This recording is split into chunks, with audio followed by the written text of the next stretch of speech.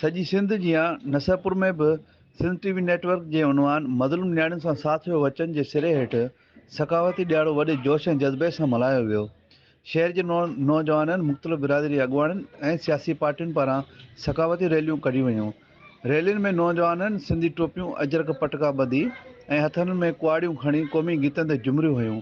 जॾहिं त रैली में पोड़नि मासूम ॿारनि ऐं नियाणियुनि सिंधी सकावत लिबास पाए वॾे अंग में शिरकत ऐं शुक्रगुज़ार आहियूं सॼी सिंध जा ऐं हिन शहर नसरपुर जा बि जेके दोस्त टोपी अजरक पाए हिन सिंध सकावत ॾियारे में शरीक थिया। जीअं त हीअ सकावती ॾियारो असां हर साल पंहिंजे ईद जीअं मल्हाईंदा आहियूं ऐं असांखे हिन ॾियारे जो तमामु दिलि सां माना इंतज़ारु हूंदो आहे त हीउ ॾियारो अचे, डिसंबर खे असां यादि कंदा रहियूं त हीउ डिसंबर अचे त असां पंहिंजी सिंधी सकावत जो ॾियारो मल्हायूं। सॼी सिंध जे दोस्तनि खे गॾिजण जो मुक़ाबिलो दुनिया जे जिते बि माण्हू रहनि था, सिंधी माण्हू जेके सिंध धरती सां प्यार कनि था उनखे मुबारक हुजनि।